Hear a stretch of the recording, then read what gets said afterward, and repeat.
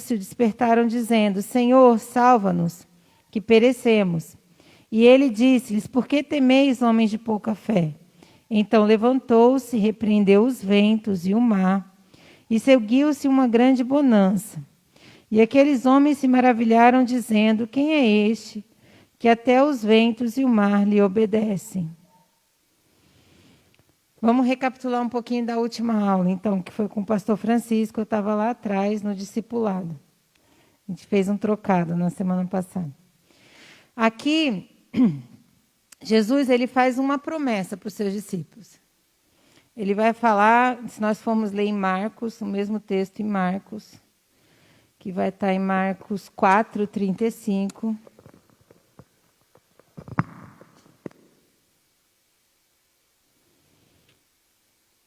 Marcos, capítulo 4, versículo 35.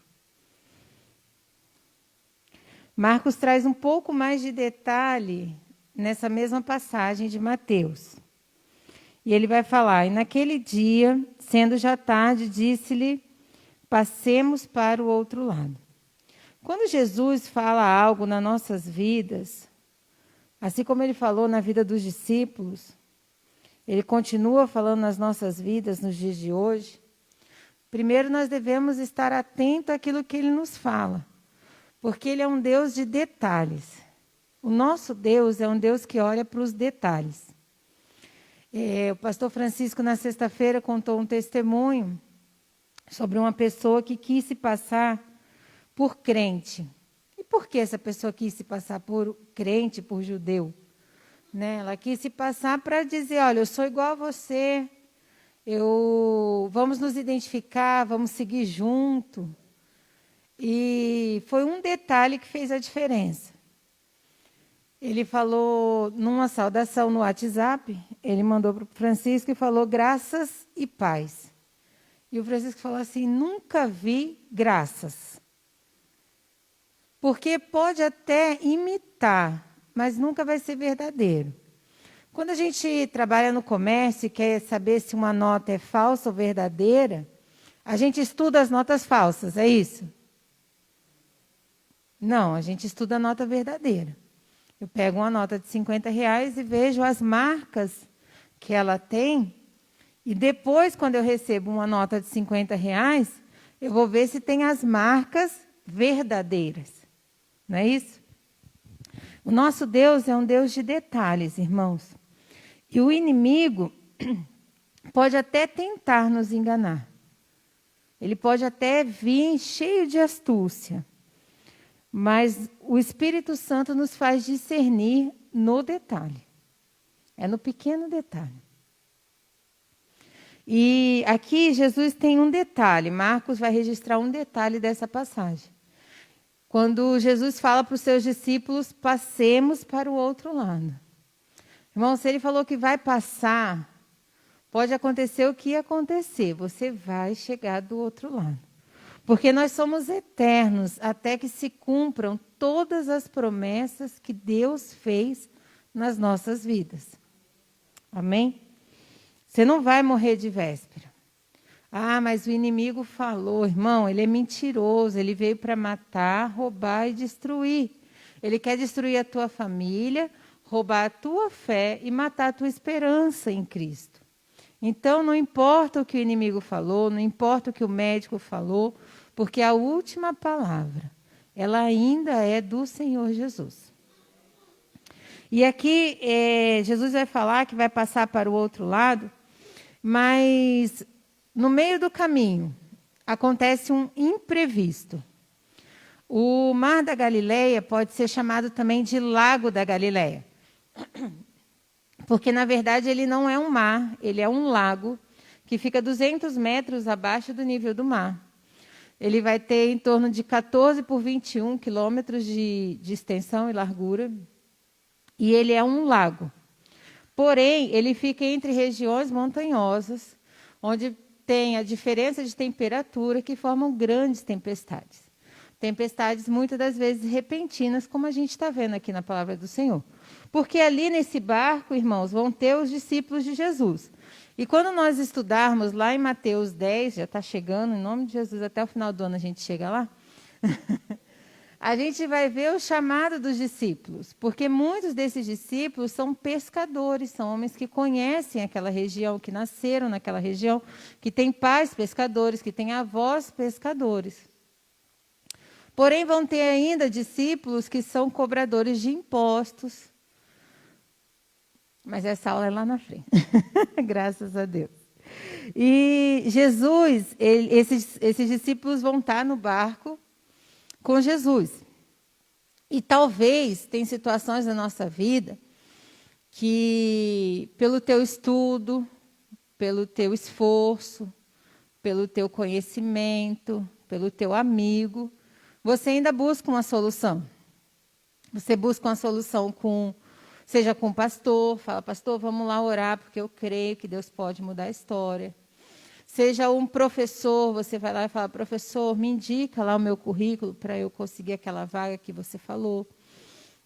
Seja diversos recursos que estão ao nosso alcance para fazer. E nós nos esforçamos e tentamos buscar. Então, você imagina esses discípulos no meio da tempestade, no Mar da Galileia, também chamado de Lago da Galileia, porque são sinônimos, é a mesma coisa.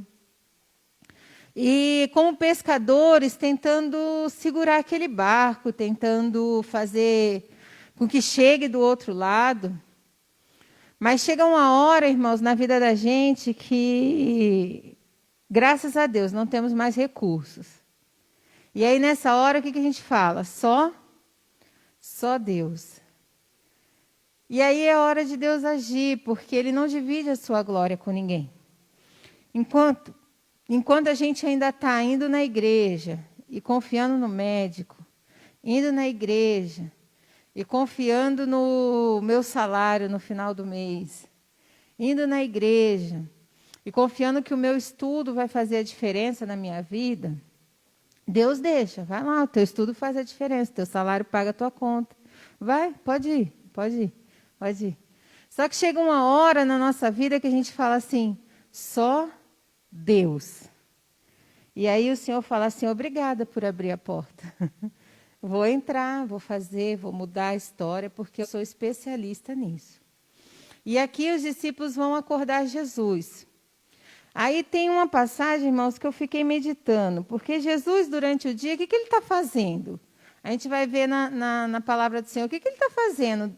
O tempo todo está registrando na palavra durante o dia. Está andando, está curando, está salvando, está libertando, está pregando. O que a gente vai ver falar que Jesus está fazendo à noite? Está orando, está subindo um monte, está buscando o Pai. E ele dorme na tempestade. Sabe por que a gente não tem dormido? Sabe por que está difícil ainda as noites de sono? Porque a gente não está buscando a presença do Senhor, irmãos.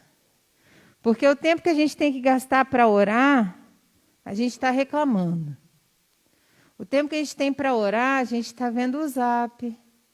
A gente está correndo atrás, porque se eu não fizer, como é que vai ser? Quem que vai fazer? Então, a hora que é para a gente dormir, no meio da tempestade, no meio do vento, no meio daquele...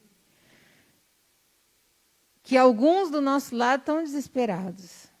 Mas a paz, que excede todo entendimento, nos ajuda a descansar no Senhor Jesus.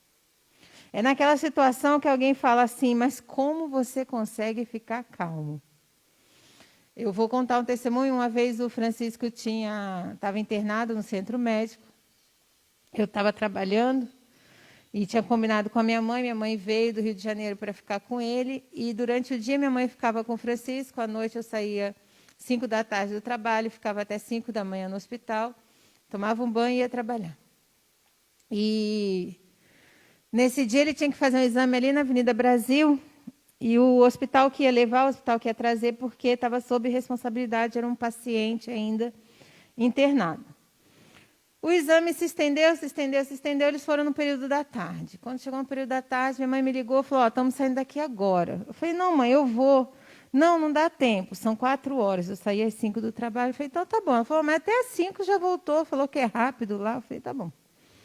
Deu 5, deu 6, aí eu liguei para a mãe. Mãe, cadê vocês? Não, filha, deu um probleminha no exame, mas a gente já está voltando, tá bom? Já deu certo. Tá bom, mãe. E passou o horário e não chegava, eu liguei de novo, aí a mãe falou assim, não, estou vendo o hospital já, a gente está bem na esquina. E nisso eu comecei a ouvir assim, ion, ion, ion, ion. Eu falei assim, por um acaso são vocês na ambulância, mãe? Aí foi que deu um probleminha, mas tá tudo certo, já estamos chegando. Eu falei, tá bom. Chegaram, foram direto para a sala vermelha com o Francisco. E a minha mãe, eu fui falar com a minha mãe, não deixaram a gente ir, né? Minha mãe falou assim, eu estou passando mal, minha pressão subiu, acho que eu não tomei meu remédio de pressão hoje, eu estou muito ruim. O Francisco passou mal, ele quase morreu na minha frente. E tal, e tal, e tal. Eu sentei com a minha mãe na recepção do centro médico, eu falei, mãezinha, a gente está no hospital. A senhora quer ser atendida? Quer verificar a pressão? Quer tomar o remédio de pressão? Eu peço para o médico vir, para a enfermeira vir cuidar da senhora. Aí ela falou assim, eu falei, vou pegar uma água. Peguei uma água para ela. Aí ela foi se acalmando. Deu uns 2 minutinhos. Aí eu falei, mãe, tá bem? Não, tô bem. Mas como que você tá calma desse jeito? Eu falei, mãe, eu preciso ir lá dentro ver o Francisco, que eu não sei o que aconteceu com ele. Mas, vocês dois estão dentro do hospital, vocês estão sendo atendidos. Não tem nada que eu possa fazer além disso, mãezinha. Eu posso ir lá? Aí, com a minha calma, ela se acalmou. Ela falou, vai lá ver o Francisco. E, e diante de tudo isso, né, cheguei lá, estava passando mal mesmo, tomando injeção para todo lado, virando o menino para todo lado. Mas Deus deu graça, está vivo, está com saúde, graças a Deus. Então, a paz que excede todo entendimento. Quando a gente vem para a igreja e fala a paz do Senhor, irmãos, isso é uma paz que a gente tem que viver com ela. A gente tem que ficar com paz quando a criança cai, está sangrando, igual a Emanuele caiu esses dias, mas foi uma caída besta, irmão. Eu estou aqui, a Emanuele está aqui, tropeçou no pé da irmã em baixa velocidade, não tinha ninguém correndo. Bateu a boca, mas sangrou, sujou todo o vestido. Eu falei, Jesus, vai dar ponto. E, não, filha, deixa a mamãe ver, tá tudo bem, meu amor, foi só um machucadinho. E a irmã, tá doendo? Eu falei, tá doendo, Vitória. E aquela situação, e a bichinha chorando, que chora pouco, graças a Deus, né? Tá bom, filha, deixa a mamãe, vamos passar um paninho para ver, vamos passar um paninho. Quando tudo se acalmou, eu falei, Jesus amado, meu coração quase saiu pela boca, que eu já vi a situação de coronavírus, ter que correr com a menina para o hospital para dar ponto, mas graças a Deus o Senhor nos deu livramento, irmãos. Porque tem uma igreja que ora por nós, tem uma mãe que ora quando acorda, ora quando vai dormir, e o Senhor, Ele continua ouvindo as nossas orações. E aqui o mar vai se levantar, irmãos. Você não tenha dúvida de que porque você é crente, você não vai ter mais tempestade no meio do mar. Os discípulos eram crentes, eles criam em Jesus Cristo como Filho de Deus. E mesmo assim a tempestade se levanta na vida deles. E a tempestade se levanta na minha vida e na tua vida também, tá, crente? Então vamos parar de julgar o irmão que está na tempestade e falar, está em pecado. Só está acontecendo isso. Deixa Deus morrer, deixa Deus trabalhar. Deixa, irmão, deixa Deus trabalhar e vai orando para Ele ter graça. Vai orando para o Senhor continuar na vida dele, para Ele não negar a sua fé. Porque muitas das vezes, quando a gente está no meio da tempestade, a gente começa a questionar Deus, a murmurar com o Senhor, a dizer se o Senhor é Deus. Irmão, para com essa conversa. Porque se você crê, Ele é Deus. Se você não crê, Ele continua sendo Deus. Se Ele fizer, Ele é Deus. Se Ele não fizer, Ele continua sendo Deus. Porque nós não o adoramos por aquilo que Ele faz, mas por aquilo que Ele é.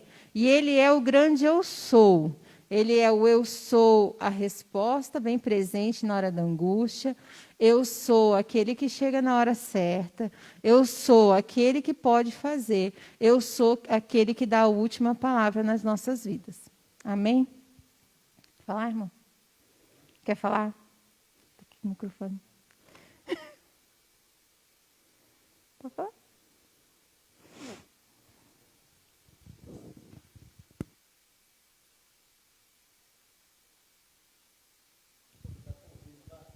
Dá?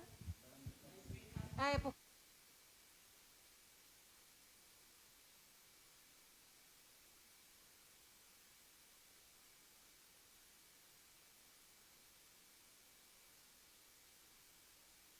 Esse texto aqui, falando sobre tempestade, né? A irmã contou várias tempestades em que nós, os cristãos, eles, assim, entre aspas, cristãos, né? Poucos cristãos, né? Nem que muitos, têm essa capacidade de administrar, né, o problema, né? Se manter tranquilo, se manter calmo, que é muito difícil. No caos, dentro do problema, é muito difícil você ser um líder dentro de um caos, dentro de um problema é muito difícil. A minha irmã, ela trabalha no SAMU há muito, tem tempo, ela vai até aposentar, já está querendo aposentar. E teve um dia que nós estávamos indo para um lugar, e meu irmão estava num carro, eu estava em outro e ela em outro. E o carro que meu irmão estava sofreu um acidente. O carro bateu nele, colidiu. E ela era a única apta, era a única a prestar o socorro. Pela experiência dela, ela parecia uma pessoa, assim, ô pastora, que nunca tinha visto aquilo ali.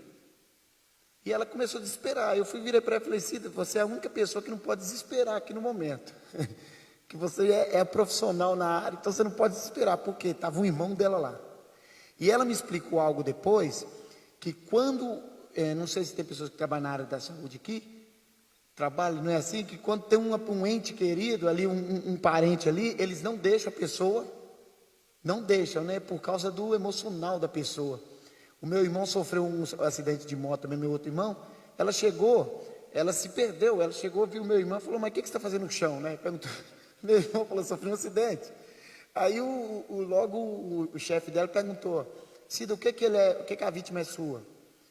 Meu irmão, mandou ela para dentro. Você vê a diferença? Quando não tem ninguém que você conhece perto, a facilidade de administrar é bem mais fácil. Então, a pessoa ser líder dentro de uma tempestade, dentro de um caos, é muito difícil. É muito difícil, porque você tem que manter a calma, você tem que ter aquele controle, você tem que ter aquele tempero, porque as pessoas estão precisando ali, porque todo mundo está desesperado, você tem que manter o controle, e é muito difícil, é muito difícil. Agora, na parte espiritual, o cristão, ele consegue, quando, igual a pastora falou, quando buscamos na bonança, quando está tudo bem, orar. Encher o celeiro onde? Na bonança.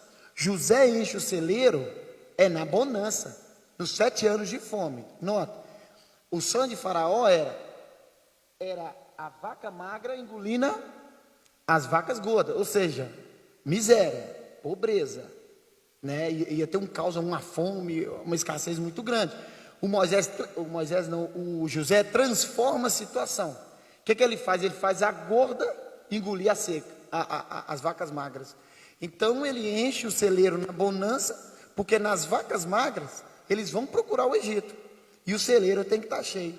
Então na nossa bonança, o celeiro, temos que encher o celeiro como? Estudando a Bíblia, orando, igual a pastora falou, buscando a Deus, para quando chegar a tempestade, o caos, talvez muitas vezes a gente não consegue dar aquela oração para Deus por causa do problema, por causa da dificuldade. Mas se o celeiro está cheio, nós iremos ter mais uma tranquilidade para vencer a tribulação e pegar na mão daqueles que não estão conseguindo e vencer. Porque o único que estava calmo no bar era quem? Era Jesus. E o título deixa bem claro: Jesus acalma a tempestade, acalma. Aqui não é para a tempestade, ele não vai cessar tudo, ele vai acalmar. O que é acalmar? A pessoa está se batendo, né? Não dá um remédio ali, a pessoa não fica calma, ou você dá aquele, como é que é aquele, um mata-leão, né? A pessoa não fica calma. Ele acalma a tempestade, ele tira os ventos fortes, o vento forte que vai o que? Estimular as ondas grandes. Então ele tira o vento forte, sem vento não há onda, sem vento não tem mar agitado. Aí ele vai, se eu não me engano aqui nesse contexto também, ele vai pedir para o mar se aquietar. Aí eu aprendo o seguinte: Deus não deixa vestígio nenhum, ele acalma o vento. Automaticamente era normal a onda continuar até um certo tempo, mas ele para com a onda também. Mas se ele acalma a tempestade, ele acalmou. Então alguma coisa da tempestade ficou. Alguma coisa da tempestade fica. A chuva fina fica. A chuva fina simboliza o quê? Olha de onde que Deus me tirou.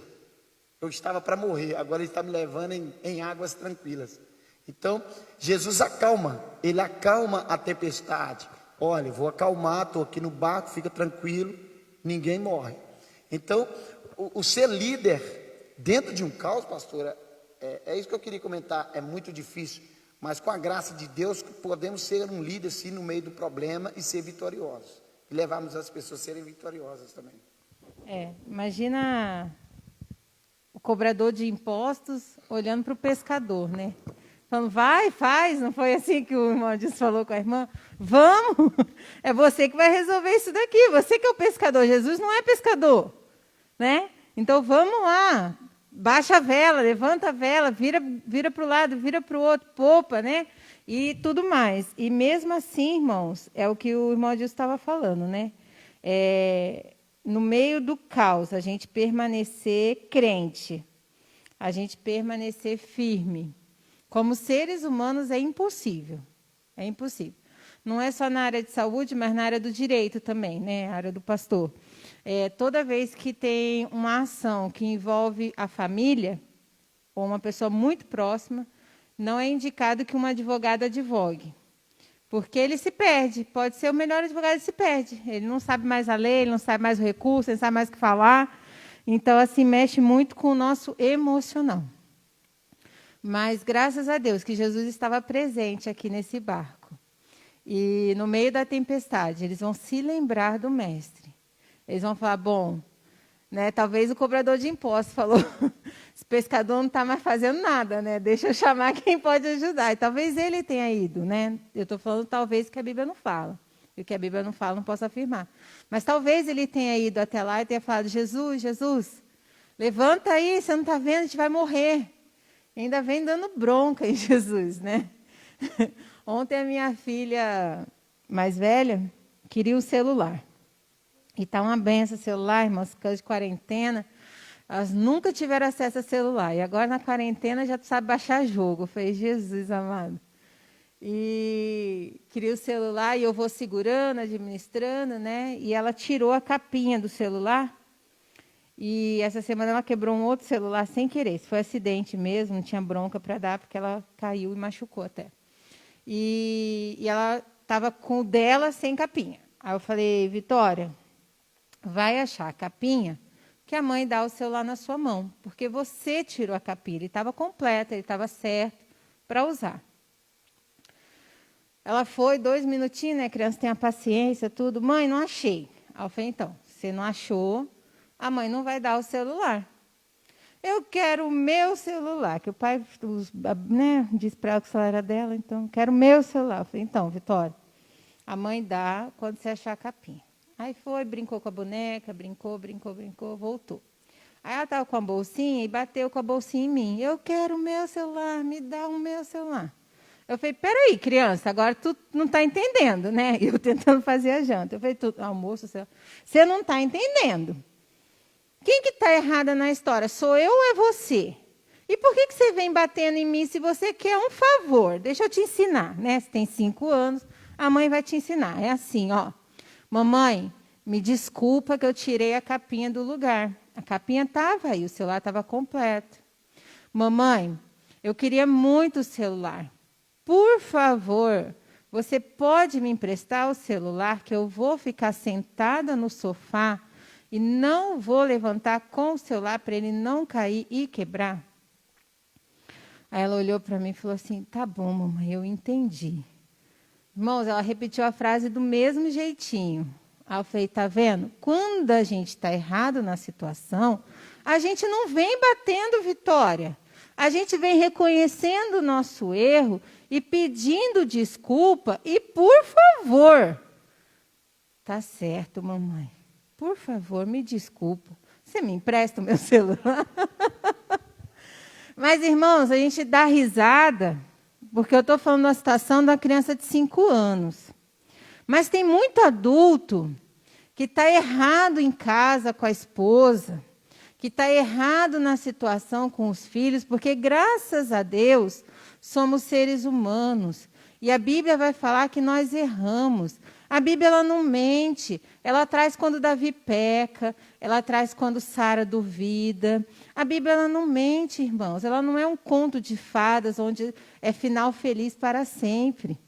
Graças a Deus, nós vamos ser felizes para sempre na eternidade, porque lá é o nosso lugar de descanso e a nossa morada. Mas aqui nós ainda erramos. E a Bíblia vai falar que quando você errar, vai até o teu irmão, pede desculpa, pede perdão. Para de chegar com o dedo alto. Você está errado na situação com a esposa, chega em casa, começa a gritar, como se o grito trouxesse agora a tua razão de vida. Ah, lá em casa, quando começa a gritar, irmão, já sei. Fala, essa tática aí, ó, fui criada nela. Lá em casa era desse jeitinho, bastava perder a razão na conversa. Já ganhei muito jogo de vôlei de rua no grito, irmão. Já ganhei muito. Deu fora a bola, você me devolve essa bola. Tá a bola aqui, que não sei o que. E a pessoa entrega, né? Entrega, porque você falou com toda certeza, né? Que só pode ser isso. Já ganhei muito jogo de vôlei no grito, irmão. Mas isso quando a gente é menino. Porque a palavra de Deus diz que quando é menino, toma leite. Mas quando cresce, vai comer feijoada. E nessa manhã, o Espírito Santo está nos corrigindo. Às vezes que, consciente ou inconscientemente, temos usado a tática de sair gritando com os outros para ter razão. Para ganhar no grito uma conversa de adulto. Vitória tem 5 anos. Ela entendeu sem nenhum grito. Se ela quiser hoje um celular, ela vai vir pedir. Ela não vai vir com a bolsinha batendo. Porque o errado, já dizia minha mãe, até de boca fechada está errado. E às vezes, irmãos, a gente ganha muito mais. Você ganha um amigo quando você reconhece uma falha. Muito mais do que um crítico. Tem gente que tem muita dificuldade de pedir desculpas. Muita dificuldade.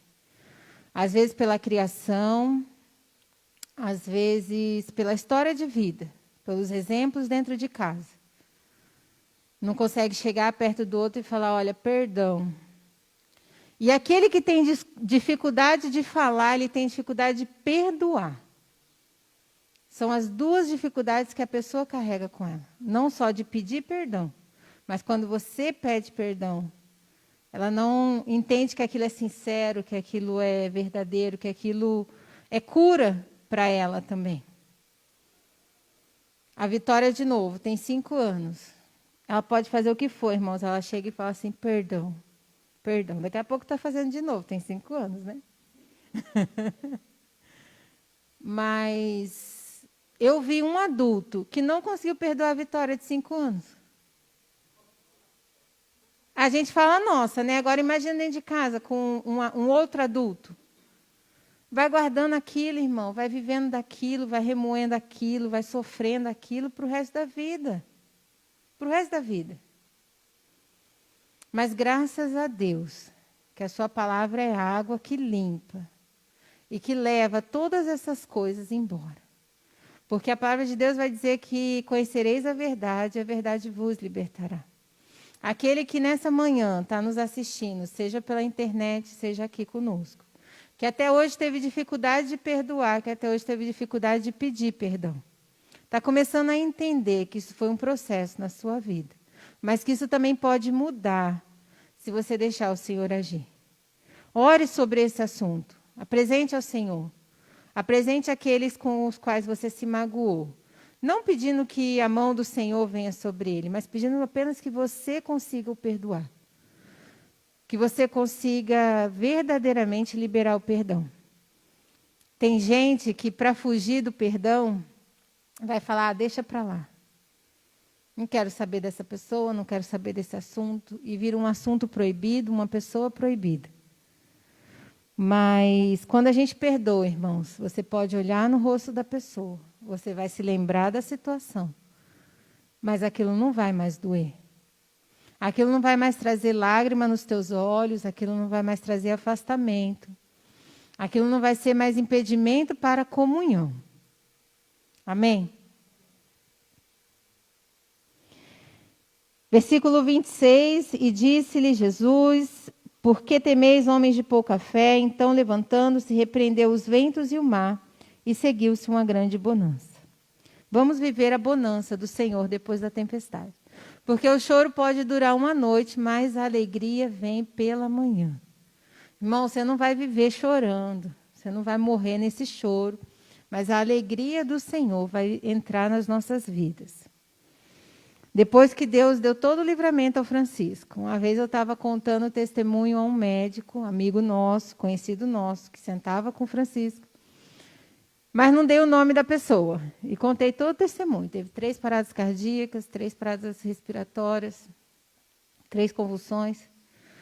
Quando o médico achou que tinha resolvido, ele teve a segunda. Quando o médico achou que tinha resolvido, teve a terceira.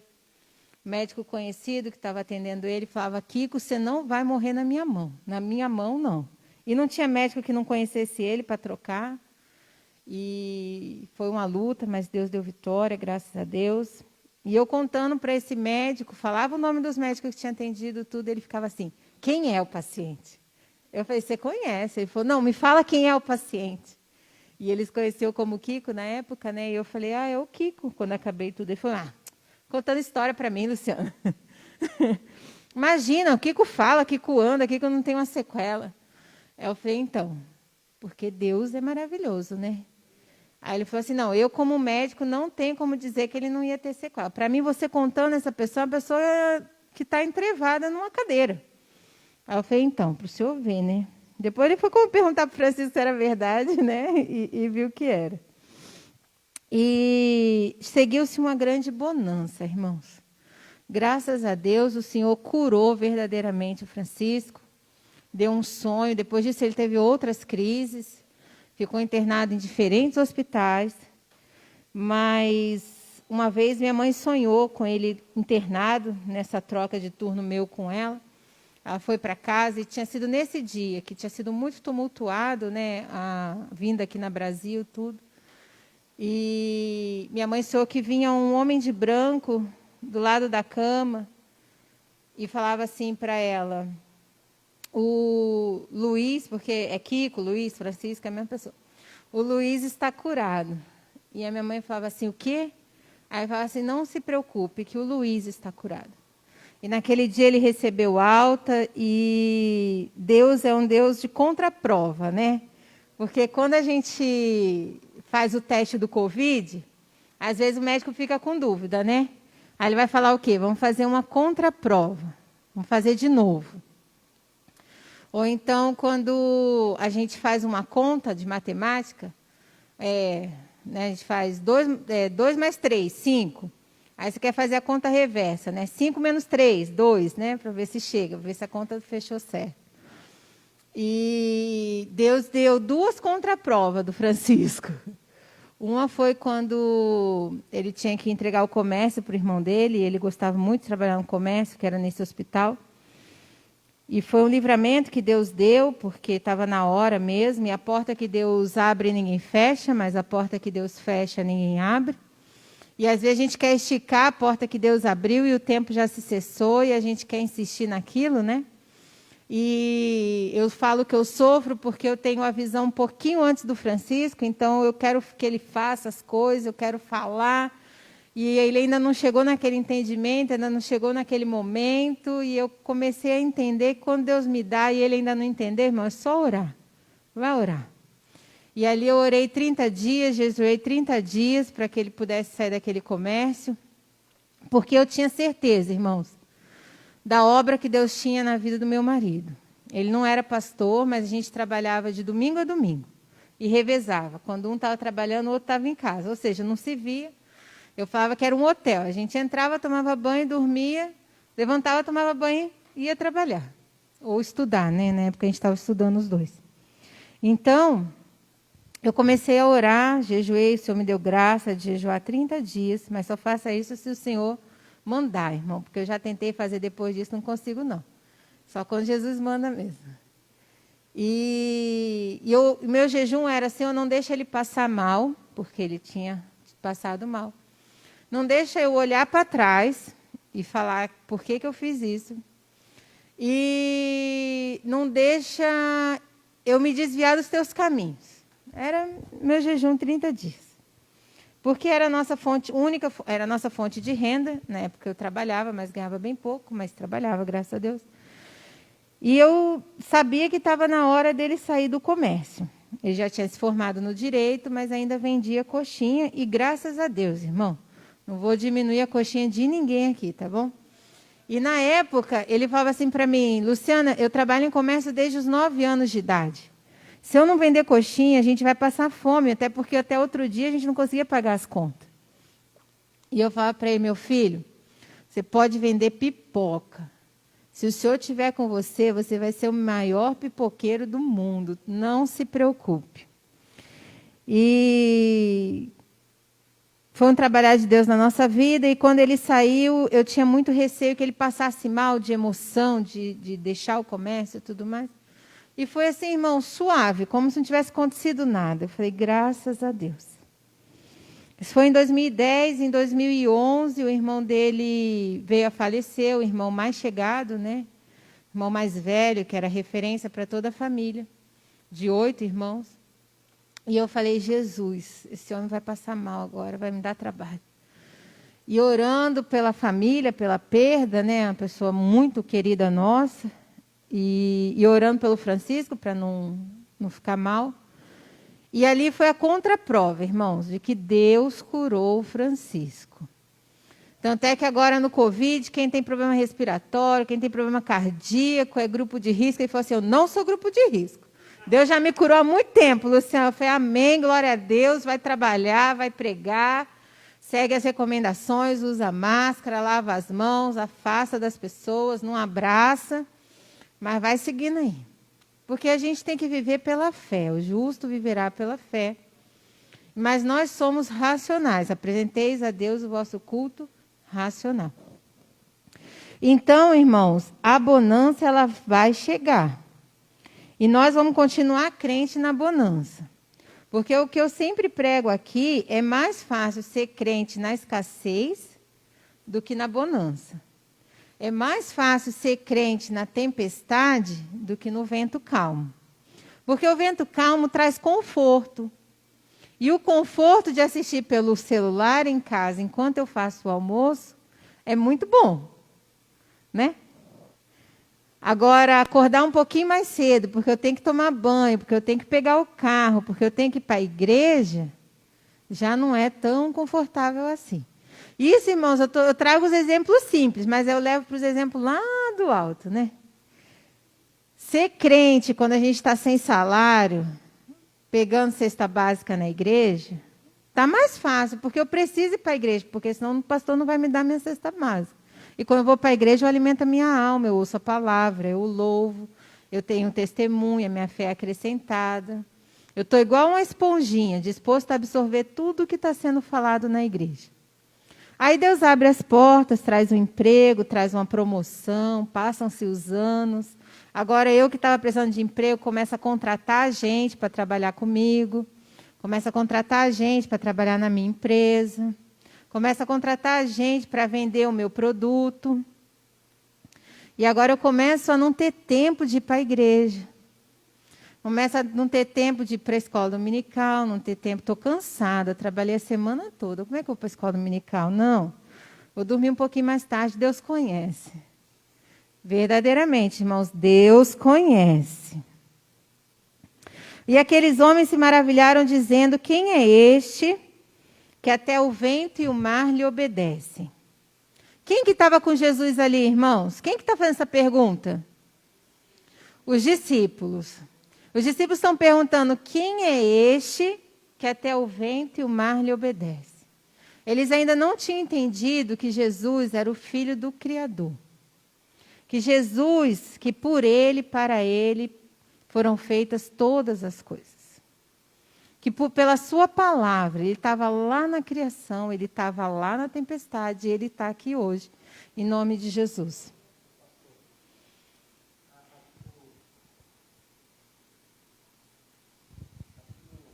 no mar, na abertura do Mar Vermelho, nós estamos falando de vento forte, de bonança. E o vento forte, como a pastora falou, que é o vento forte que nos atrai até Deus, né? Porque se não tivesse vento, não tinha chamado Jesus, né? Eles estavam atravessando o mar, até porque eles estavam debaixo de uma ordem de Jesus. O Mar Vermelho, ele foi aberto, a noite inteira ficou, porque, se eu não me engano, o mar vai se abrir lá para umas 3 horas da manhã, na última vigília, das 3 às 6. Nesse tempo, ficou batendo um vento muito forte no mar. Não é como, por exemplo, no desenho, porque no desenho as pessoas falam, por causa das crianças, né, e tudo. O Moisés toca na água e faz aquele negócio lindo, maravilhoso, né? Que é até bonito de ver, né? Faz aquele aquário, né? Aquele negócio bonito e tudo. Só que foi um vento muito forte. E o vento esse forte vento que eu estou falando, chamava-se de vento oriental. E o vento oriental, porque tinha os pontos cardeais, norte, sul, leste e oeste. E eles falavam que o vento oriental seria um vento destrutivo, um vento forte. Por exemplo, em Atos, o Lucas vai descrever o evento, quando Deus estava mandando o Espírito Santo, como um vento impetuoso, um som de um vento muito forte, um som de um vento que iria causar muito dano, né? Iria trazer um caos, mas assim, se fosse um vento, aí o Lucas fala como de um vento, o negócio foi muito forte, espiritualmente falando, foi muito barulho ali naquele cenáculo, e o mar Vermelho, ele se abriu, Deus manda um vento forte, quando Moisés toca com o cajado na água, Deus vai mandar um vento forte, o Deus que está à frente dele vai se retirar, e vai ficar entre o povo entre o povo de Israel e o povo do Egito, e o faraó. Então ele vai fazer a defesa do povo, e Deus mandando Moisés tocar na água. Quando Moisés toca, começa o vento. Então nesse vento, a escuridade, aí tinha uma escuridão, olha a estratégia de tempestade de Deus. Tinha uma escuridão, só que do lado dos egípcios, eles não conseguiam dar um passo à frente. Deus segurou eles ali. Só que os israelitas aqui, eles estavam tranquilos, porque tinha uma coluna de fogo ali que trazia luz para os israelitas, e tinha trevas do lado do Egito, não é verdade? Tinha trevas. Aí o anjo do Senhor, ele saiu da frente do exército e ficou no meio. A coluna de fogo fez a mesma coisa e ficou ali. O Moisés, ele ficou na frente com o mar. Olha para você ver a importância de um líder, em meio ao problema. O Moisés teve que ficar calmo, enquanto milhões de pessoas estavam desesperados, perturbados, querendo, nós vamos morrer, que nós iremos morrer, que nós iremos morrer, porque na verdade o Moisés, ele teve 3 fases de 40 anos no Egito, 40 anos no deserto. Então, o segundo tempo de 40 de Moisés, foi o tempo que Deus deu para ele acostumar com o deserto.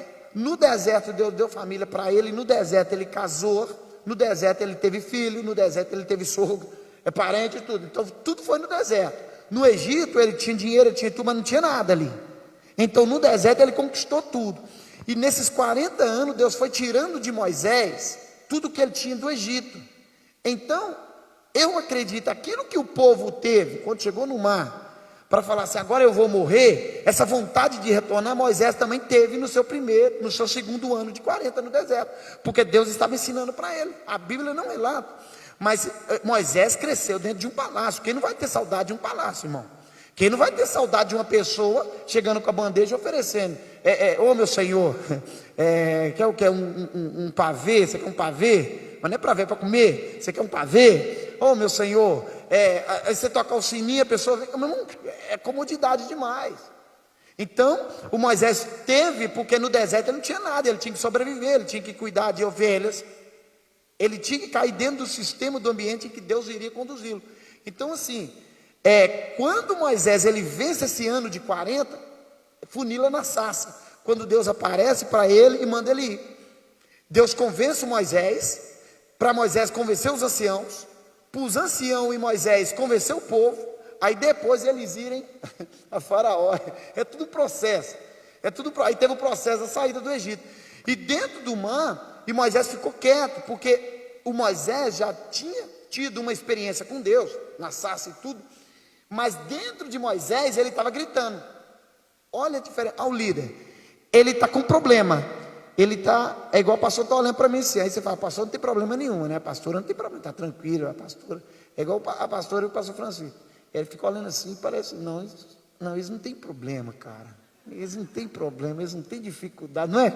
Não tem pessoa que você olha assim, a pessoa é tão alegre, tão feliz, que você fala assim, não, essa pessoa não tem problema, cara, essa pessoa não tem, não, essa pessoa não passa um terço do que eu passo, e pior, talvez a pessoa está passando pior, e ela consegue se manter, mas por dentro dela, está daquele jeito, só que ela consegue se manter aqui, ó, ela fica aqui, na postura dela, porque ela é um líder, o povo reclamando, pastora, a senhora é a família pastoral, aqui vão ter 200 e poucos membros, imagine milhões de pessoas reclamando, criança chorando, animal berrando, todo mundo ouvindo, e o Moisés falando o quê? E o Moisés aqui, ó, e o mar ali, né? E o mar ali. Quando Moisés olha para o céu, Deus já repreende Moisés. Por que clamas a mim? Moisés nem estava nem falando, irmão. Moisés estava de boca fechada. Na hora que Moisés olha para o céu, aí Deus fala assim: por que clamas a mim, Moisés? O que tu tens na mão? Olha, lembrando o ministério que ele deu na sarça para Moisés. O que tu tens na mão? O ministério. O cajado tem 3 funções: proteger, guiar e proteger a ovelha para não cair no buraco, para buscar ela, para resgatar a ovelha, para guiar a ovelha e para você se defender também se tiver algum perigo. Então 3 funções. Então vocês, o que tu tens na mão? O que aconteceu com você lá na sarça? Por que clamas a mim? Por que você está gritando, pedindo minha ajuda? Eu estou aqui, vou lá para trás e você toca no mar que vai acontecer tudo. Você toca. Então uma atitude, já estava ordenado para o mar abrir, só que o caos, ele paralisa a pessoa, o problema paralisa, já estava ordenado para o mar abrir, aí Deus falou, por que clamas a mim? O que tu tens na mão? Toca no mar, Moisés. É como Deus repreendendo ele, toca no mar, tudo é possível, toca no mar. Toca no mar. Deus deixa Moisés. Aquilo eu fiquei doido quando eu li. Falei, Deus, o Senhor deixou Moisés no meio, na frente. Aquele monte de homem ali chorando, criança chorando, um homem murmurando, mulher. E mulher, irmão, assim, irmãs, né? A irmã, as mulheres, quando tem um problema em casa, né, irmão? A gente sofre, né? Tem que trocar isso, tem que trocar aquilo. Não, mas depois eu troco, eu estou meio cansado. Tem que trocar isso, tem que trocar aquilo. Aí passa 5 minutos, tem que trocar isso, tem que trocar aquilo. Não, mas tem que trocar. Até a pessoa, não vou trocar. A pessoa vai lá e troca. A pessoa vai lá e troca para ficar em paz. Não é verdade? Porque a mulher, igual a pastora falou, tem uma visão ali. O homem ele consegue chegar em casa. O homem consegue chegar em casa e ver a casa bagunçada. Aí ele fala assim: cara, eu não vou arrumar a casa agora. Eu vou descansar, comer um pouquinho, depois eu faço alguma coisa. A mulher não está aqui, mas vou descansar. O homem consegue fazer isso. A mulher chega, a primeira coisa que ela vê, o que ela faz? Pelo menos dá uma organizada. Ela não consegue. Já o homem consegue, não estou falando de todos, tem as suas exceções, tem aqueles caras que, né, que vem iluminado do céu. Mas tem uns que é iluminado do céu. Tem um, não é verdade? O homem tem essa tendência. Então a mulher tem essa questão de organização, e tem que trocar isso, e você não troca, meu irmão. Aí, e se você não troca agora, se der problema, depois eu falei para você trocar. Olha aí, né? Aí o homem, não, vou trocar. Então, imagina Moisés com todo esse tipo de problema, tinha que administrar o mar fechado, meu irmão. Isso não é para qualquer um, não. Deus falou, toca. É ele Deus. Deus não fala com o povo. É o líder Deus. Deus vai falar com, assim, tem coisas que Deus não vai falar com a igreja. Deus vai falar com o pastor Francisco passar para a igreja. É complicado esse negócio aí. É complicado. Então, quando o Moisés toca, vem um vento, pastor. E eu vou terminar aqui. O vento forte é o vento forte que vai abrir o mar. Agora eu pergunto: no deserto, à noite, Faraó atrás, o povo murmurando. e um vento muito forte, perto de mar. Meu irmão, todo mundo sabe que perto de mar faz um frio tremendo quando bate o vento, né? Perto do mar, um vento muito forte, é para ter medo. Se Deus não liberasse o faraó, eu bato o pé dizendo, o povo não passava no mar. Não passava. O povo fala, não, Moisés, eu dou a volta aqui, eu ligo meu GPS, eu dou a volta, eu vou lá naquele monte, desço ali, vou, mas aqui eu não passo. Deus manda o faraó, cerca o povo para ele passar no mar. Por quê? Jericó estava à frente. Através da vitória do Mar Vermelho, a conversa, não sei como, pastor, é uma coisa incrível, sobrenatural. Chegou em Jericó, conversa terrível. Chega em Jericó, que Deus abriu o mar e que Deus arrebentou com o faraó. Quando ele chega, 40 anos depois, Jericó já estava conquistado, porque ele já estava com medo do povo de Deus. Então nós não sabemos, se tem algum vento forte, Deus falando, vai por aqui, pode ir que a vitória é nossa, em nome de Jesus. E Jesus também, né, aqui na passagem do Mar da Galileia, ele vai falar, né, homens de pouca fé, por que estão falando comigo? O que vocês querem comigo, homens de pouca fé? E muitas das vezes a gente se coloca como esses homens de pouca fé, porque se a gente for lá em Marcos 16, que é uma passagem muito conhecida, Marcos 16 vai falar, quem crer e for batizado será salvo, mas quem não crer será condenado. E estes sinais seguirão aos que crerem. Em meu nome expulsarão os demônios, falarão novas línguas, pegarão nas serpentes, e se beberem alguma coisa mortífera, não lhes fará dano algum, e porão as mãos sobre os enfermos e os curarão. Irmãos, os sinais, eles vão seguir os que creem. Não está falando vai seguir os pastores, vai seguir as missionárias, vai seguir os diáconos. Não, eles seguirão a todo aquele que crê, que busca a presença do Senhor. Então, você vai ter condições de dizer ao mar para se acalmar, de dizer à tempestade na sua vida para se aquietar. Mas como foi dito nessa manhã, quando depende de nós, e nós estamos no meio da tempestade, nós esquecemos que temos voz de comando. Nós esquecemos que temos autoridade sobre a tempestade também. Mas se você esquecer, irmão, clama ao Senhor Jesus, porque Ele está presente nas nossas vidas. Me ensinaram, e eu gosto muito da pessoa que me ensinou, que nós temos uma estrutura. O nosso corpo é uma estrutura. Sobre as nossas pernas fica o nosso tronco, né? E quando a gente está acima do peso um pouquinho, hoje de manhã eu acordei falando com o Francisco, o joelho dói. Eu falei com o Francisco, eu tenho que ir no médico. Eu já comecei a tentar emagrecer para ver se esse joelho para de doer e o joelho dói. Até para orar o joelho dói. Porque nós temos uma estrutura física. Mas a palavra de Deus fala que Ele conhece até os fios de cabelo que temos na cabeça. Ele sabe até onde a nossa estrutura pode passar, até onde nós podemos suportar. Algumas das vezes eu não gosto, irmão, quando eu vejo o irmão Adilson falando, e eu falo assim, nossa, queria pregar igual o irmão Adilson. Queria não, irmão, porque o processo que ele passou com Deus para conseguir pregar, foi ele que passou. A minha estrutura não consegue passar esse processo. Ah, eu queria tanto fazer igual a irmã Paulinha, vir aqui louvar o hino da harpa. Queria não, irmã Paulinha, porque sai só uma taquara rachada, né? Quando pega o microfone para louvar. Mas o processo que Deus trabalhou na vida da irmã Paulinha para sair o perfeito louvor, foi ela que passou, irmãos. Mas uma coisa eu te falo, Deus tem um talento para cada um de nós. Não precisa invejar o talento do irmão, não precisa desejar o talento do irmão. Mas busca no Senhor o talento que Ele tem para a tua vida. Porque você é um instrumento nas mãos do Senhor. E na palavra de Deus vai mandar a gente olhar. E nós vamos ver que somos um corpo. E cada membro tem um valor. Cada membro é importante. Esses dias eu estava lembrando. Vai tentar matar piolho com o dedo do fura-bolo, irmão? Você não consegue. Por quê? Porque esse é o mata-piolho e esse é o fura-bolo. Agora, para as crianças, ensina diferente. É papai dedo e mamãe dedo. Mas, assim, cada um tem a sua função. Cada um tem um chamado. Uns que falam mais alto, uns que falam mais baixo. Por quê? Porque vai ter aquele irmão que tem o ouvido mais sensível e fala, está gritando.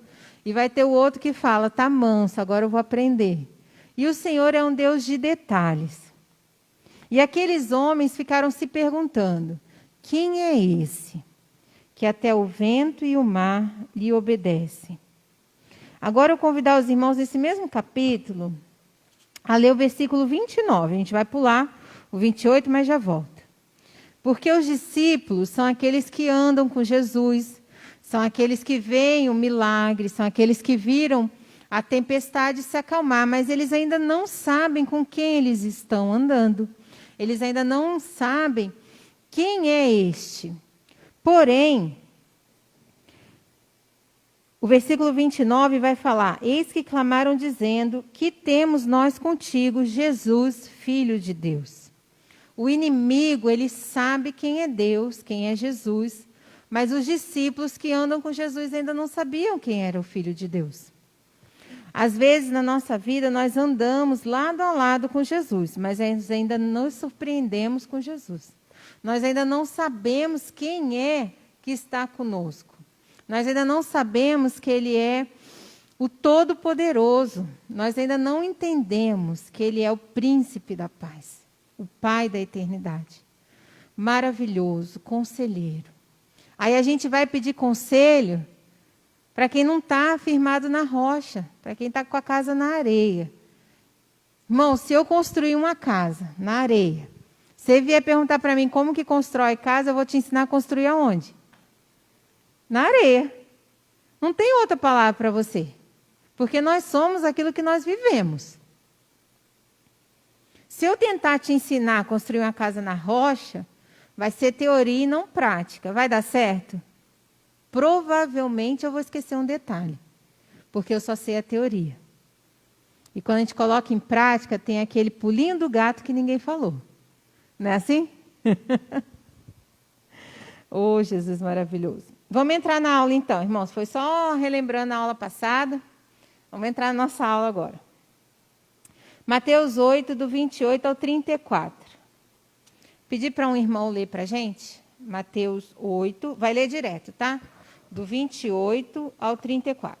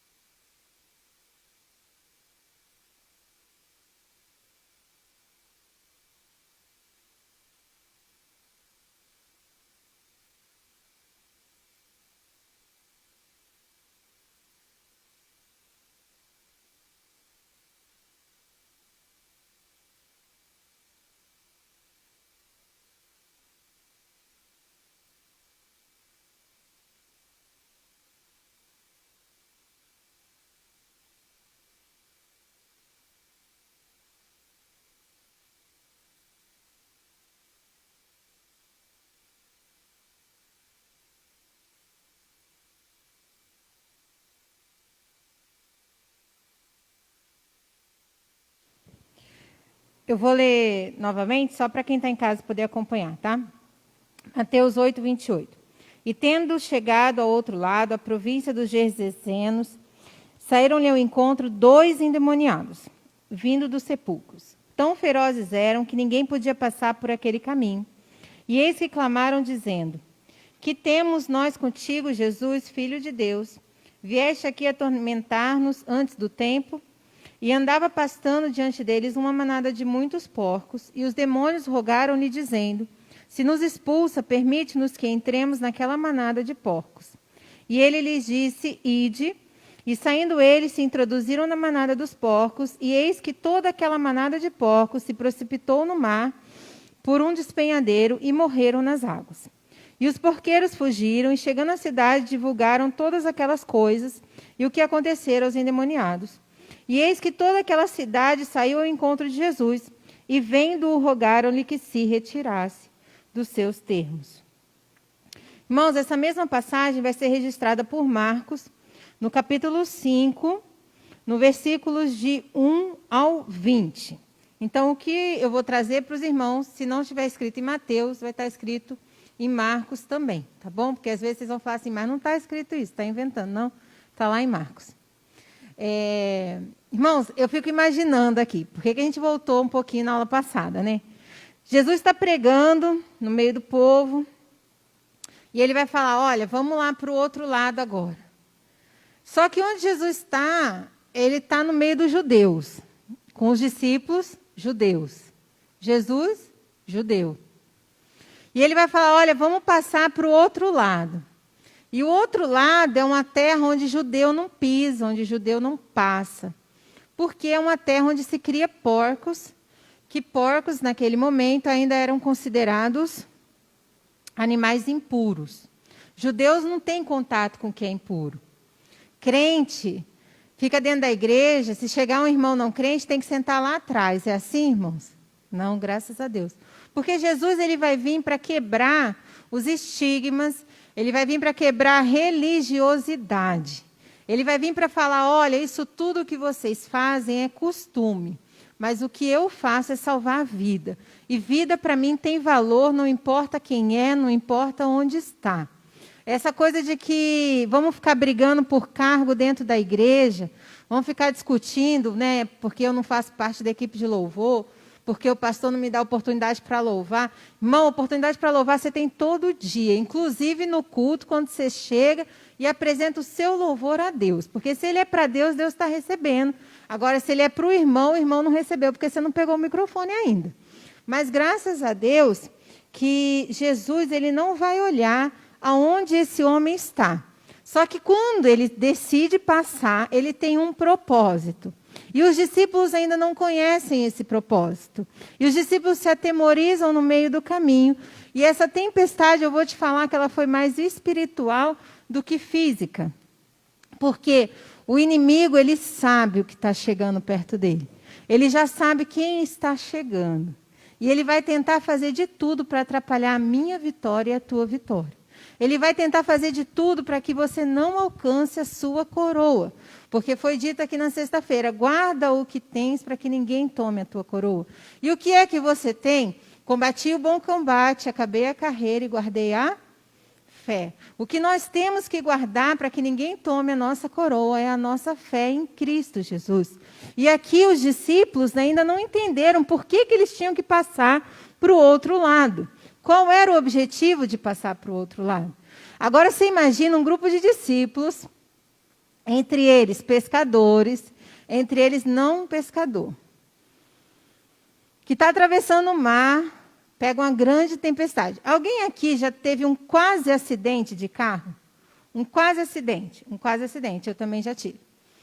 Se você estiver na direção de um quase acidente de carro, você vai parar o carro e quando você vai acelerar de novo, a perna está tremendo e o coração está acelerado. Porque é fisiológico. A gente tem uma descarga de adrenalina e depois a adrenalina tem que baixar e falar, não foi nada, foi só quase. E isso aconteceu com os discípulos. Os discípulos tiveram uma descarga emocional, porque agora a gente vai morrer. Agora a tempestade está maior do que a gente aguenta. Só que foi quase. E eles passaram. Agora você imagina, porque eles tiveram que navegar ainda depois da tempestade. Jesus não transportou eles para o outro lado. Eles tiveram que pegar o carro deles, no caso o barco, e arrancar e continuar a viagem. Agora está começando a entender o que os discípulos passaram.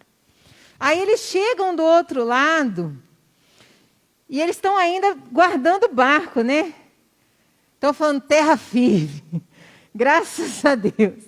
Irmãos, eu fiz uma viagem do Rio de Janeiro para cá E na época a gente viajava mais, por causa não tinha as crianças, né? E o carro da frente era um Jeep, e a gente estava numa Export. E começou a chover, do nada, assim. Deu aquela pancada de chuva, molhou a pista, e o carro rodopiou na nossa frente, deu duas, e foi para o acostamento. Eu não estava no volante, o meu coração disparou num tanto, Francisco encostou o carro, porque ele rodopiou tanto que ia bater na gente, né? Então, a gente também jogou para o acostamento, parou.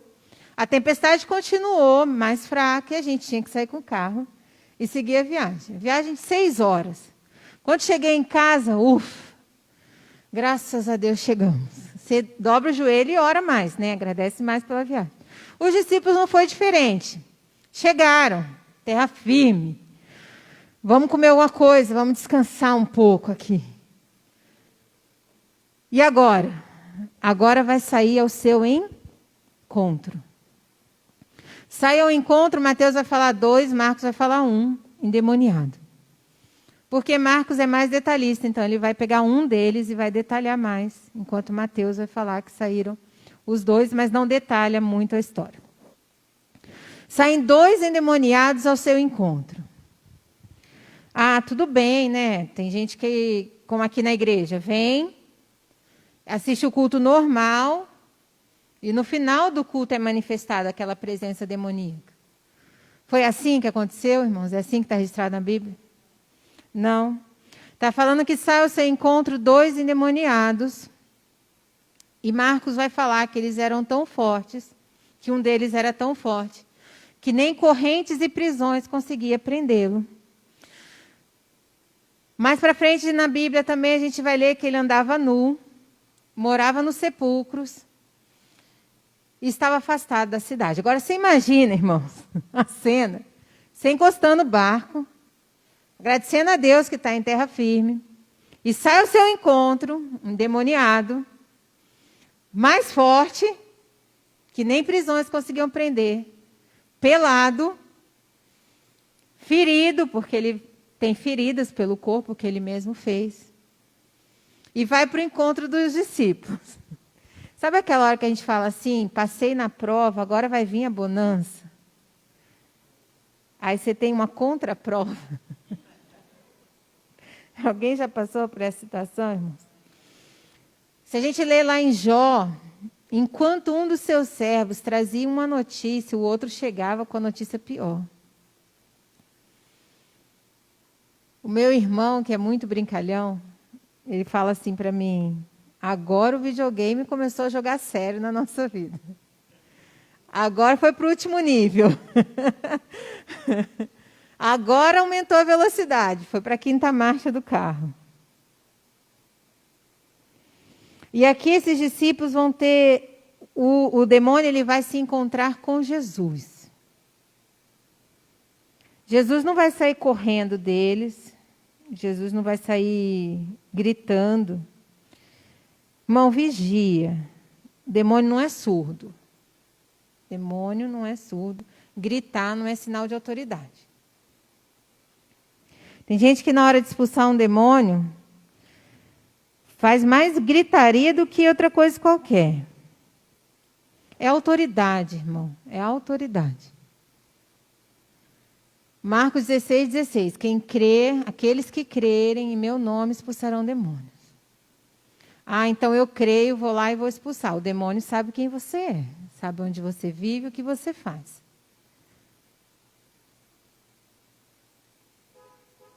A gente não precisa temer o inimigo, mas a gente precisa buscar a presença de Deus, estar revestido de poder, com as armaduras espirituais, para vencer uma guerra que é espiritual. O nosso horário, tia Cris não está aí para segurar o relógio hoje, né? E aqui, os demônios vão falar que temos nós contigo, Jesus, Filho de Deus, vieste atormentar-nos antes do tempo. Esses demônios, irmãos, já fizeram com esse homem tudo o que ele podia fazer. Esse homem agora ele vai andar de dia e de noite pelos sepulcros. Quem aqui gosta de estar num cemitério, irmãos? Fala assim, vou com alegria. Ou a gente vai contrito, porque tem que ir num velório, num sepultamento, né? Mesmo que não seja uma pessoa próxima nossa, mas eu gosto do irmão que teve a perda dele, então o meu coração vai contrito. Ou a gente vai porque a gente está numa data especial, específica, e quer ir visitar o túmulo, quer ir, né, ver como é que está a organização das coisas ali. Mas falar assim, vou acordar hoje, domingo de manhã, tomar um banho, levar as crianças, feliz. Ninguém vai, irmão. Eu não conheço. Um que vá no cemitério, assim, para passear, né? Como a gente vai no bosque, como a gente vai no... Não conheço. E aqui esse homem, ele morava nos sepulcros. Sabe o que isso significa? Ele já estava morto. Um morto-vivo. Mas ele estava morto pela obra demoníaca na sua vida. Ele estava morto por uma sociedade que não tinha solução para aquele problema, que estava deixando ele de canto. É melhor que fique fora da cidade, é melhor que fique por ali. E ali ele encontrou abrigo, no sepulcro, junto dos mortos. Esse homem já não tinha mais família. A família dele já não queria mais ele. Imagina a vergonha de ser o pai desse homem, a vergonha de ser a esposa desse homem, de ser o filho desse homem. Aí vocês falam assim, Luciana, mas isso foi há muito tempo lá na Bíblia. Não, irmãos. Não, irmãos. Uma vez eu vi um irmão, filho de Deus, trabalhador na obra do Senhor, se desviou, deixou um pouquinho o caminho. Sabe essa coisa, assim, tirar um pouquinho de férias da palavra, um pouquinho de férias da igreja, passear um pouquinho só lá fora. Homem de família, a gente brincava com os filhos, cresceu junto, pelado, correndo pela rua. Precisando de socorro, precisando de ajuda. Molecada é triste, irmão. Molecada é triste. Olha lá o filho do fulano. Olha lá a mãe do fulano. E tira sarro. Imagina esse homem agora que a Bíblia está relatando. Ele não tem mais vida social. Ele não tem amigos. Ele não tem mais quem dê solução. Médicos.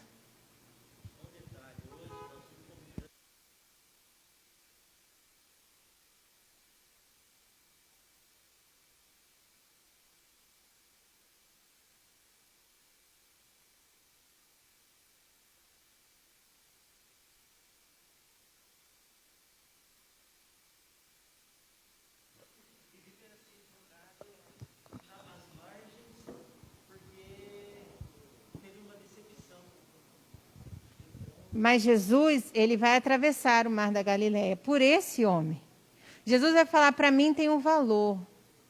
Aquela pessoa que a gente olha, né, como o irmão Luiz está falando, e muitas vezes fecha o vidro do carro, muitas das vezes vai no outro lado da calçada para não ter que enfrentar, com medo, por não ter uma palavra, não ter uma solução para apresentar para essa pessoa. Foi por quem Jesus atravessou o mar. Ele sabia quem era, ele sabia como vivia, ele sabia onde estava, mas ele sabia algo mais, ele sabia que ele tinha solução. Ele sabia que ele podia fazer a diferença naquela vida. Então, quando tem um encontro verdadeiro de uma pessoa necessitada do Senhor com o próprio Cristo, irmão, tem mudança de vida, tem mudança de falar, tem mudança no agir. Se nós formos lá em Marcos, vamos lá, Marcos 15, 5,15, o mesmo texto, né? E foram ter com Jesus e viram o endemoniado, o que tivera a legião assentado, vestido, em perfeito juízo, e temeram. Quando há um encontro com Jesus, tem uma mudança de vida. Tem um novo viver, um novo falar, um novo agir. Então, para de tentar viver como você vivia, para de tentar falar as gírias que você falava. Tem que ter mudança, tem sinais que seguem os que crerem. Aqui foram os donos dos porcos que foram ter com Jesus. Porque lembra os discípulos, vamos focar lá nos discípulos. Os discípulos navegaram, enfrentaram tempestades, tiveram que continuar navegando, coração acelerado, perna bamba. estavam guardando as coisas, chegaram 2 endemoniados, enfrentaram aqueles demônios, viram Jesus expulsar o demônio, viram os demônios entrarem nos porcos, viram os porcos morrerem. Agora está todo mundo assim, que bom que eles vieram, que bom que esse homem foi salvo, que bom que fez diferença aqui na nossa comunidade, onde judeu não pisa. Olha que diferença, se eles pisassem mais aqui, como que ia ser mais abençoado. Se eles viessem mais visitar a gente, como que ia ser gostoso. Foi isso que falaram para os discípulos? O que eles falam para os discípulos? Agora vocês vão embora daqui. Pode sair daqui agora. Aí também, como era uma cidade pagã, eles adoravam deuses pagãos. E os porcos que eles criavam era para alimento, para eles comerem tudo, e também eram animais de sacrifício para os deuses deles. Então, o que o gadareno estava sentindo, o que o endemoniado, porque não tem nem nome, né? O endemoniado de Gadara, o que ele estava sentindo, eu acredito que esse demônio relatava, ele era o símbolo da cidade. O que ele estava passando, o que ele era ali, era a cidade em si. A maneira que o inimigo trabalhava, ele trabalhava na cidade inteira, né? A maneira que o inimigo prendia, colocava as pessoas em corrente, colocava várias pessoas em correntes. Tanto que aliás, nem endemoniado, depois que ele encontra Jesus, Jesus liberta ele vira o primeiro missionário. Jesus nem deixa ele seguir, não vem me seguir não, vai para a tua casa e fala do teu amor de Deus para com eles, ou seja, ganha a tua casa primeiro. Vai lá, ganha a tua casa, é um processo. Deus ganha você, depois você ganha a tua casa e assim você vai, é como uma bola de neve, né? Só vai aumentando, né? Então, os porcos serviam para adoração dos deuses pagãos. Então, quando Jesus entra ali, Jesus ia quebrar toda uma engrenagem. Era como se quebrasse toda uma sequência, né? Eles não deixaram, porque não tinha como Jesus ia entrar ali, ia fazer no espiritual, ia fazer algo muito forte. Por isso que o demônio falou, é que não é chegada a minha hora. E nota, é igual a pastora falou, Jesus andando, e eles agrediam as pessoas. Jesus não precisou falar nada, saiu do bar. Até porque, pastora, eu não quero mais ir para frente, mas só parar por aqui. Até porque Pedro, os discípulos, iriam ser apóstolos. E apóstolos significa enviados. Os apóstolos seriam a base da igreja. Os que iriam ser o líder da igreja, né, juntamente com Pedro ali. Então, a multidão Jesus curava, Jesus alimentava. Discípulo não. O discípulo andava com Jesus. A diferença é que muitas pessoas falam, eu também creio assim, que muitas pessoas vêm na igreja, mas como multidão, não querem ser discípulos, não querem seguirem, não querem estar perto de Jesus. Quem está perto de Jesus, quem é discípulo de Jesus e quem segue Jesus, aprende de maneira terrível. Aprende dentro de uma tempestade, Jesus calmando o vento. Aprende numa escassez onde que não tem alimento, ele vê ao olho nu Deus multiplicando e eles trabalhando ali, tendo experiências com Deus. Ele vê o demônio, a autoridade que Jesus tinha. Quando o demônio se joga de joelho, meu irmão, isso é muito tremendo. Imagina os discípulos vendo o mestre dele, o demônio jogando-se de joelho e pedindo, meu irmão. Ele não saiu do cara correndo, não saiu, ele pediu. Até então, o demônio tinha controle da situação. Ele fazia com a cidade o que ele queria. Até então, ele fazia com a pessoa o que ele queria. Quando Jesus chegou, agora tem um chefe, meu irmão. Agora tem um chefe. O que eu posso fazer? Agora ele tem que pedir permissão para quem? Por isso que a diferença de uma casa que tem Deus e uma casa que não tem Deus. Uma casa que tem Deus vai passar pelo menos dificuldade, casa na rocha. E uma casa que não tem Deus também. Só que a diferença é o inimigo ele tenta entrar na casa da pessoa que tem Deus. Eu até acredito que ele, através das brechas, ele consegue fazer alguma coisa, a gente tem que ficar ligado nessas coisas. Mas ele não vai ter muita ação ali dentro, porque ali dentro ele precisa de permissividade para agir. Deus fala, aqui não, filho. Espera aí, aqui não. Aqui o meu servo está acampado ao redor. Aqui está acampado aqui tem acampamento angelical, aqui tem segurança, espera aí. Então ele não entra de qualquer maneira e vai arrebentando o seu lar não, porque tem Deus. Agora um lar que não tem Deus, ele chega, não tem quem ele pedir, não tem quem ele, não tem. Então ele não tem hierarquia, ele chega e faz o que ele quer. Quando ele encontra alguém que ele tem que se prostrar e fala, posso ir para lá? Jesus ele falou, vai, vai, e ele foi.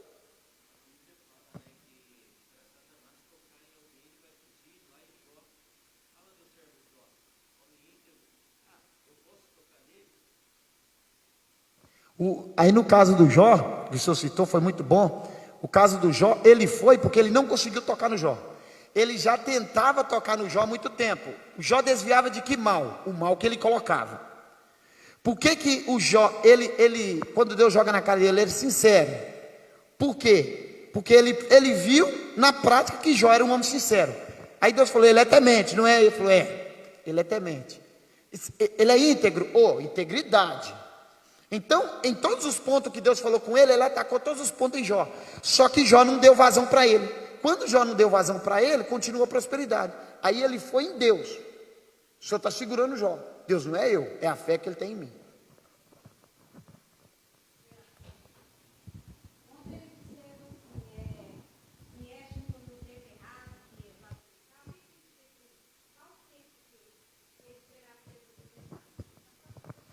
No caso aí seria, ele está citando aí o caso de julgamento.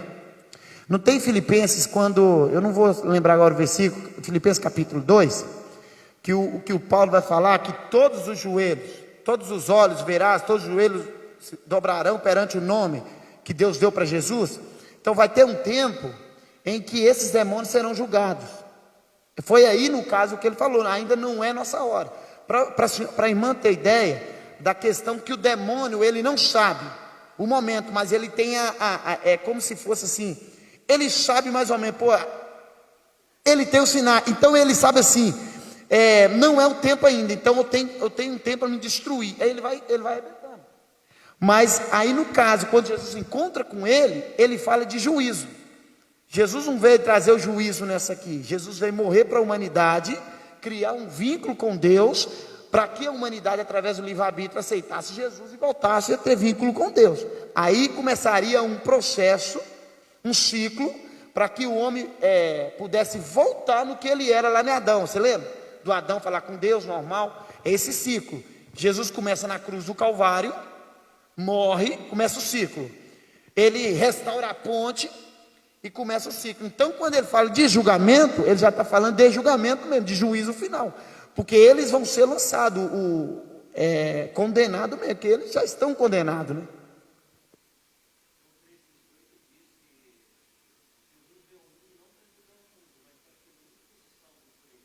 Isso.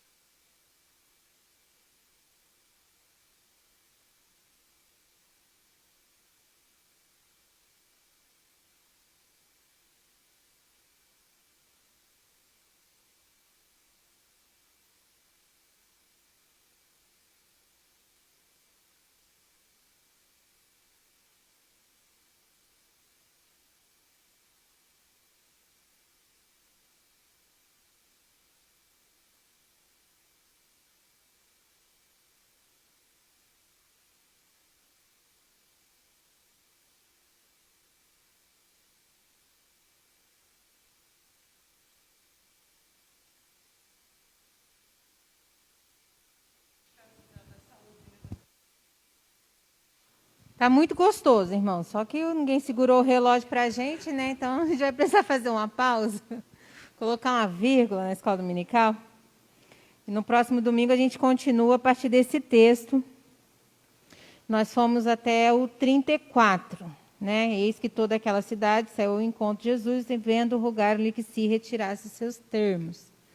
E se Deus nos permitir, né, no próximo domingo tem escola dominical às 9 horas da manhã. Lembrando que hoje à noite nós temos o nosso culto, será transmitido online, mas também presencial a partir das 19 horas. Na terça-feira, culto às 19h30. Na quarta-feira, culto às 15 horas. E na sexta-feira, culto às 19h30. E no próximo domingo, às 9 da manhã, se o Senhor nos permitir, nos encontramos mais uma vez. Quero dizer que fiquei muito feliz com a presença dos irmãos aqui nessa manhã. E eu gosto muito da escola dominical, né? Eu fui criada em escola dominical, porque é a hora que a gente pode se expressar, participar, tirar dúvida. Não vá para casa com dúvida, não. E faça suas colocações também, porque juntos nós crescemos na presença do Senhor. Amém? Convidar a igreja a ficar de pé. Pastor Mariano faz a nossa oração de encerramento. Nós estamos com discipulado também, todo domingo, às 9 da manhã. Aqueles que são os nossos novos convertidos ou os nossos irmãos que estão buscando passar pelas águas do batismo, vem estudar também com o pastor Mariano, às 9 da manhã, todo domingo. Em nome de Jesus. Meus irmãos, quantos aprenderam com a palavra de Deus? É bom estarmos na presença de Deus, porque todo dia nós aprendemos algo novo. Vamos agradecer ao Senhor. Senhor, nosso Deus, nosso Pai, te louvamos, te agradecemos pelo privilégio de, mais uma vez, mais um domingo, poder estarmos na Tua casa, Senhor, aprendendo com a Tua palavra, Senhor. Tenho certeza que cada um dos Teus filhos que vieram para a Tua casa nesta manhã, Senhor, estão saindo daqui abençoados pelo Senhor, através da Tua palavra. Pai, nós te pedimos, dá um domingo abençoado para cada um dos Teus filhos, e um culto à noite, Senhor, de vitória, em nome de Jesus. Dá um dia abençoado para os Teus filhos, ó Pai, leva-nos em paz aos nossos lares, em nome de Jesus. Senhor, abençoe a todos, em nome de Jesus, amém. Estenda suas mãos, a graça do Senhor Jesus, o amor de Deus, a comunhão e consolação do Espírito Santo esteja com todos, não só hoje, mas para todos sempre. Todos digam, está terminado em nome de Jesus.